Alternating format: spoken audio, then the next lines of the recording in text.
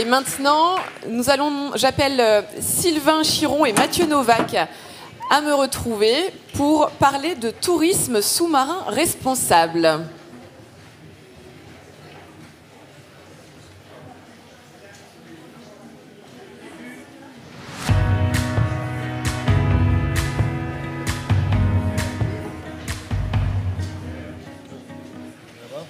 Alors on en a parlé très rapidement avec Sarah Samadi tout à l'heure. On a évoqué cette notion de tourisme sous-marin.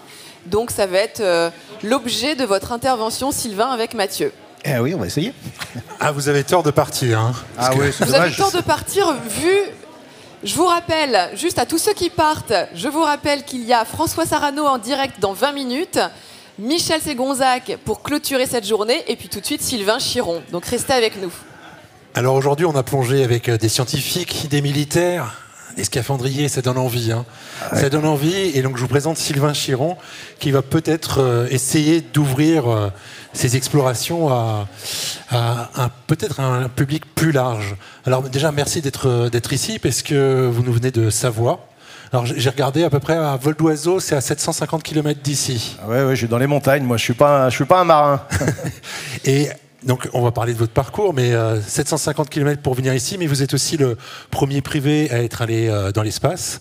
J'ai eu cet immense privilège. C'est 100 km 106. 106, donc 750, 106. En dessous de la ligne de Kármán. Et on l'a vu avec l'amiral Guichard, c'est qu'en fait quand on va sous l'eau, tout est plus grand, plus gros, plus compliqué, et au plus profond, on peut aller à 10 km. Ouais. Donc c'est juste pour rappeler quelques chiffres, quoi. 750, 106, 10 maximum. Donc je bats tout le monde en fait. Donc je vous présente rapidement, vous êtes un entrepreneur, vous avez fondé les brasseries du Mont Blanc, vous allez peut-être nous raconter quelque chose là-dedans. Vous êtes donc le premier privé, premier brasseur et 12e français à être allé dans l'espace sur la fusée Blue Origin. Mais votre histoire, elle commence très tôt, parce que vous êtes pilote depuis l'âge de 16 ans. En fait, ce qui vous amène ici, c'est toujours l'envie de piloter des choses. Ouais, c'est un peu ça. Alors, avant, je voulais juste une petite note d'humilité, parce que la qualité des orateurs aujourd'hui est juste exceptionnelle. Je me sens un peu l'élève qui va parler au professeur, mais je vais essayer de vous emmener un peu dans autre chose, moi, dans l'émotion et dans la vulgarisation de ce que peut être l'exploration sous-marine. Et je vais introduire mon propos, effectivement, avec mon aventure plutôt là-haut. Donc, comme vous l'avez dit, savoyard, passionné d'exploration spatiale, mais aussi sous-marine depuis mon plus tendre âge. Un père qui était pilote d'hélicoptère, donc j'ai tenu le manche déjà à l'âge de 10 ans. J'ai ensuite passé mon brevet de pilote à l'âge de 16 ans et 3 jours. Donc j'ai été le plus jeune pilote français pendant quelques jours. Et puis, je caressais un petit peu à ce moment-là le doux espoir d'une carrière d'astronaute, mais ensuite est venue la découverte de la bière et des femmes, et donc ainsi s'en est parti ma carrière d'astronaute. Donc finalement, j'ai fait brasseur, j'ai monté la brasserie du Mont Blanc, peut-être que quelqu'un ici connaît mes bières, et en parallèle de ça, l'année dernière, j'ai effectivement eu l'immense privilège d'être sélectionné par Blue Origin pour faire un vol privé, donc c'est quelque chose qui est très nouveau et que je souhaite développer moi pour la partie sous-marine. Donc je suis parti dans l'espace faire un vol privé avec Blue Origin à une altitude, donc en fusée, à une altitude de plus de 100 km. Et ce que je vous propose, puisqu'on va parler un petit peu d'émotion, c'est de vivre ce petit moment-là avec moi comme introduction à ce dont on va parler après. Je me suis permis de faire plutôt un film, parce que je ne suis pas un très grand orateur et l'émotion passerait moins bien. Et puis on parle ensuite de sous-marin. Vous pouvez, je pense, alors il faut que j'appuie sur le verre. La fusée a du mal à décoller. Ouais, c'est ça. Alors, si on peut lancer le film depuis là. Voilà. I've had 60 years of people C'est en anglais, wishing I'd gone into space. I'm so excited, I can hardly believe that it's finally coming. It's an honor to represent my blood and go up there as the first civilian Indian in space. I'm beyond ready. This is for me a childhood dream. I was 12 years old. I was already dreaming about being an astronaut. I'm sure it'll be one of the most memorable events of my life.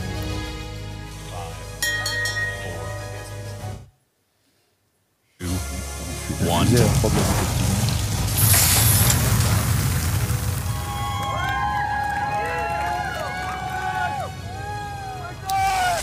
Separation has been confirmed, And Zero G has started for our astronauts. It's the feeling more than anything else. Oh my God! The view is incredible, and the feeling of being outside this Earth. Looking at that and saying, that is unbelievable. Look at the Earth! What a beautiful planet we have.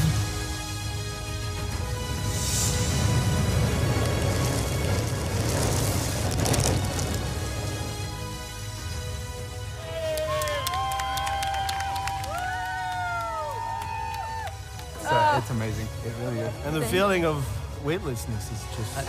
I thought I really didn't need this in my life, but I lied. This is a life-changing experience. Everybody needs to do this. Alors, c'était comment?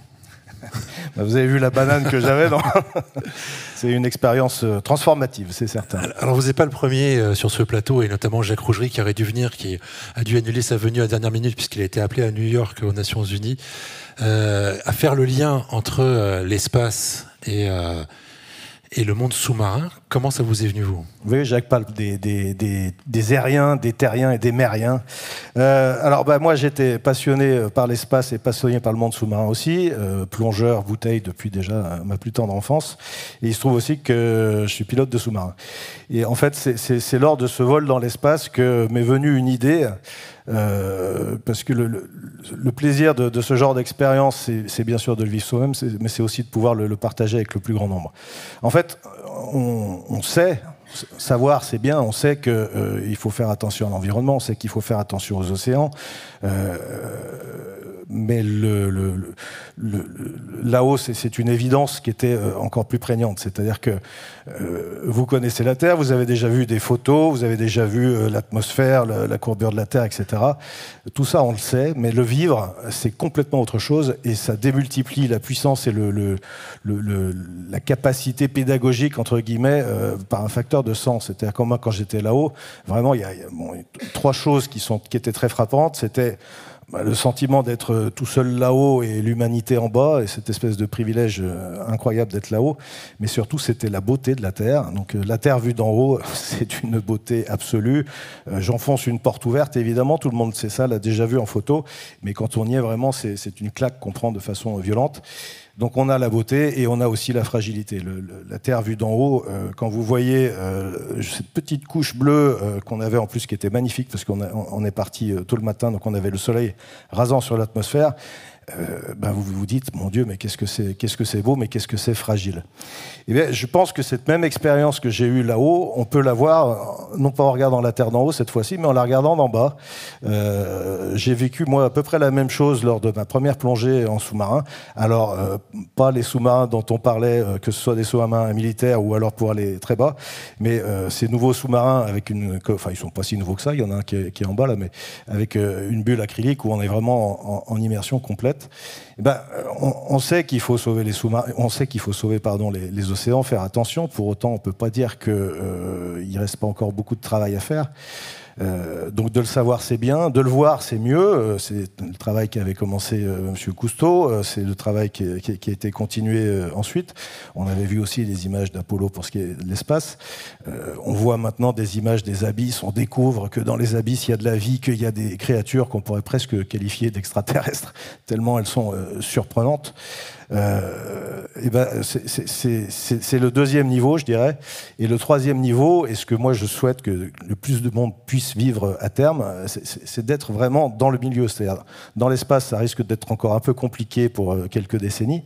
Mais par contre, je pense que vivre l'expérience d'une plongée en sous-marin à quelques centaines de mètres, pourquoi pas, c'est quelque chose de beaucoup plus accessible. Et c'est quelque chose d'extrêmement puissant en termes d'émotion et en termes, bien sûr, de pouvoir de conviction sur le fait que c'est un milieu extraordinaire, c'est un milieu absolument magique, mais c'est un milieu aussi, bien sûr, qui mérite d'être protégé. Donc, toute ma démarche, maintenant, aujourd'hui, va tourner un petit peu autour de ça, et ce projet de dire, OK, est-ce qu'on arriverait à inventer un tour...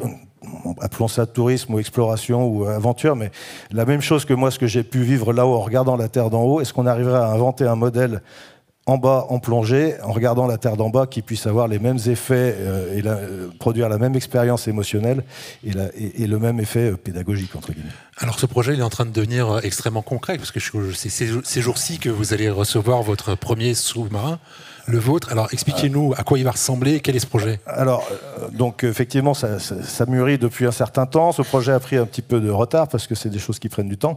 Mais j'ai donc décidé de faire l'acquisition d'un sous-marin pour essayer de mettre en place ce projet. Ce que je vous propose, c'est peut-être déjà de le découvrir, parce que voilà ce de quoi on parle. Donc moi j'ai des grands hublots. Donc c'est une grande bulle acrylique, c'est ce que vous nous disiez.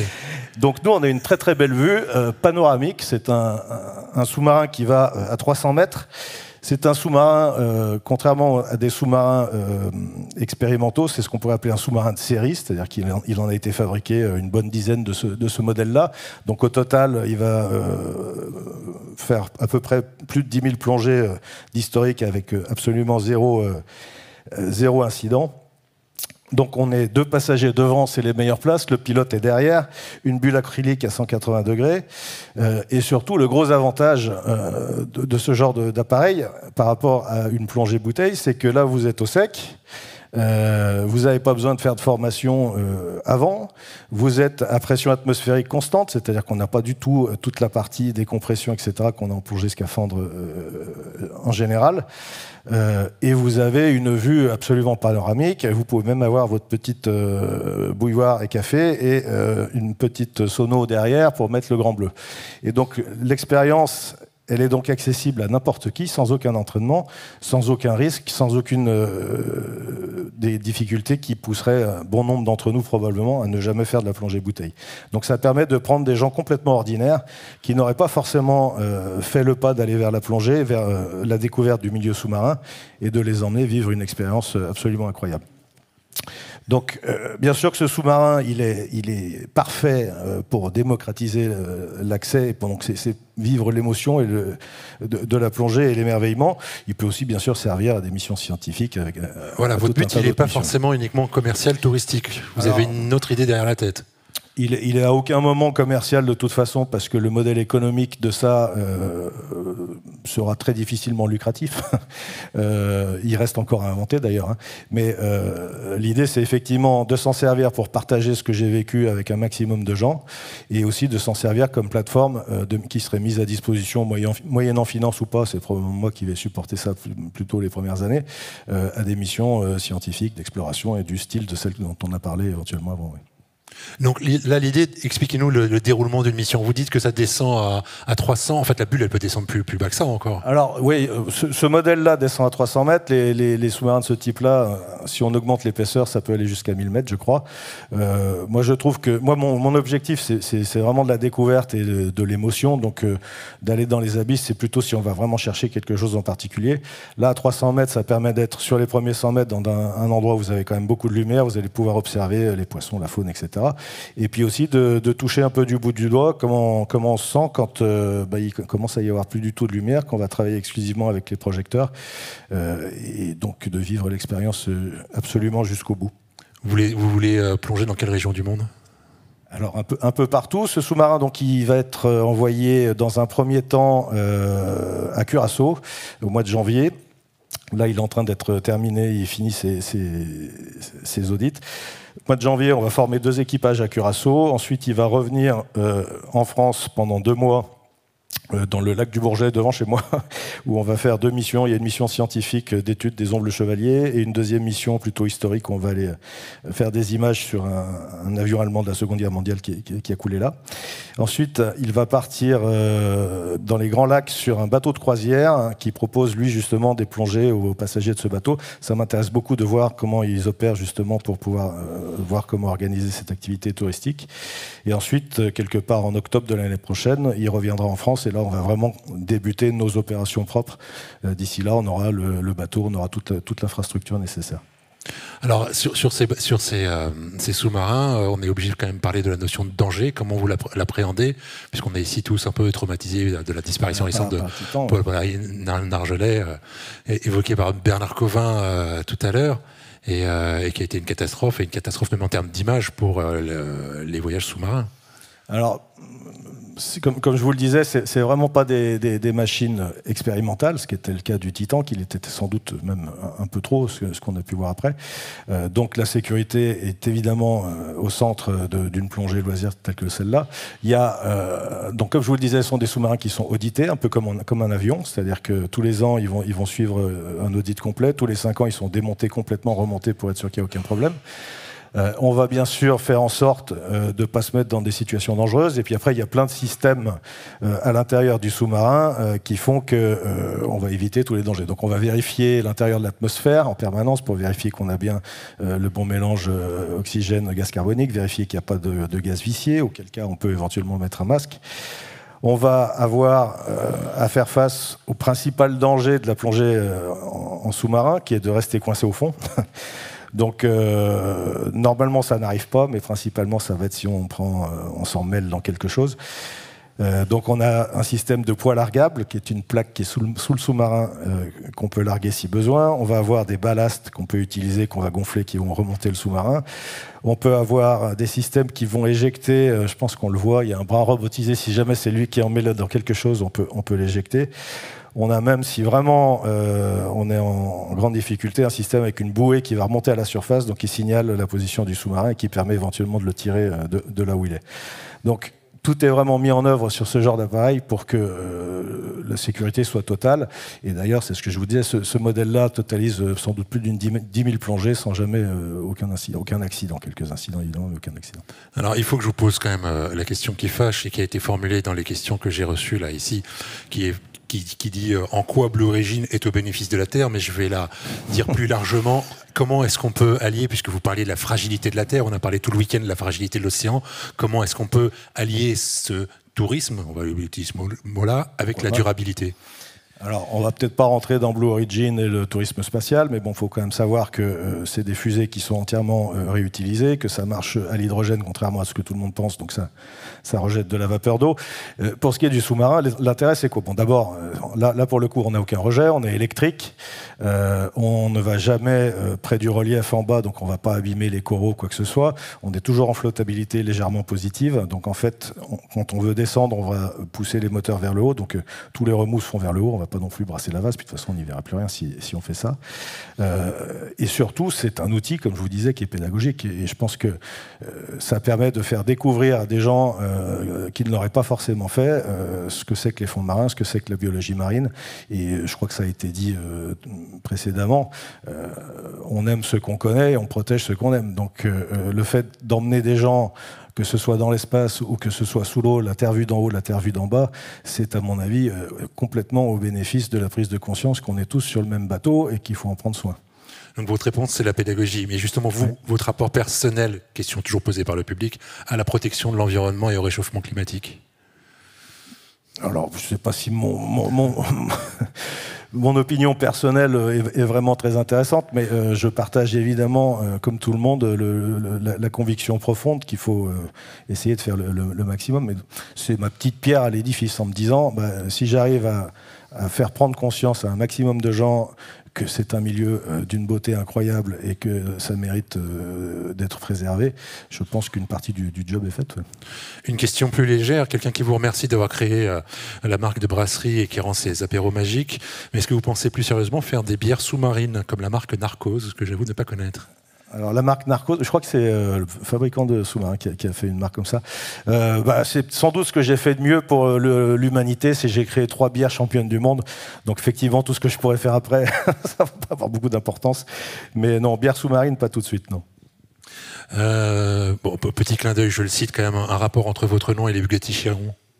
Je peux pas trop en parler, si je peux en parler. C'est un lointain cousin dont ma grand-mère, qui était pilote automobile et escort boy. Donc ma grand-mère disait que c'était un garçon de mauvaise compagnie. Ce que je peux vous proposer, par contre, c'est plutôt que d'en parler, de vivre peut-être une minute de ce qu'est une plongée dans ce sous-marin. Alors ça sera la conclusion parce qu'il nous reste 40 secondes. Allez, tac. On l'a raté. Alors, est-ce qu'on arrive à revenir ? Est-ce qu'on peut revenir sur la vidéo en régie ? Alors, voilà. Alors, n'hésitez pas à la commenter. Donc là, on est à Curaçao, on est à un peu plus d'une centaine de mètres un endroit qui s'appelle The Ridge. Vous pouvez entendre en arrière-plan, je ne sais pas si on peut monter un peu le volume, mais donc on est dans un sous-marin, on a le Grand Bleu ou ce que vous voulez, on entend un petit peu les moteurs. Vous avez des projecteurs très puissants qui vont vous en mettre plein les yeux. Peut-être que je le vois mieux là. Ouais. Là, ce que vous entendez, c'est un petit peu les moteurs. Donc voilà, être dans un sous-marin, c'est ça. C'est-à-dire que vous êtes au sec, vous êtes avec une vision panoramique autour de vous, donc rien à voir avec je me baisse et je regarde dans un petit hublot, à des profondeurs tout à fait inaccessibles à un plongeur bouteille.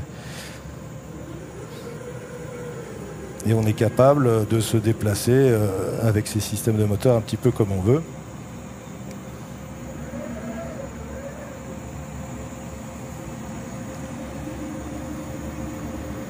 Donc une plongée, en général, on va partir 1 heure ou 1 heure ou 2. On descend pas forcément très très bas parce que c'est quand même toujours sympa d'avoir un petit peu de lumière. Et quand je vous dis que vous êtes en immersion, c'est-à-dire que tout autour de vous, il se passe des choses. This is rush hour. Rush hour. C'est rush hour. That's insane. Voilà, et si vous voulez conclure, ce sera à l'intérieur du sous-marin. Magnifique. Je crois qu'on est nombreux à avoir envie de partir avec vous. C'était le but, c'était de vous donner envie. Quand est-ce que vous nous embarquez? Est-ce que vous cherchez des testeurs? Eh bien écoutez, rendez-vous réinvitez-moi l'année prochaine ou dans 2 ans. Le projet aura beaucoup plus avancé. J'aurai sans doute beaucoup plus de choses à vous raconter. Sylvain Chiron, merci beaucoup. Merci à vous. Merci Sylvain.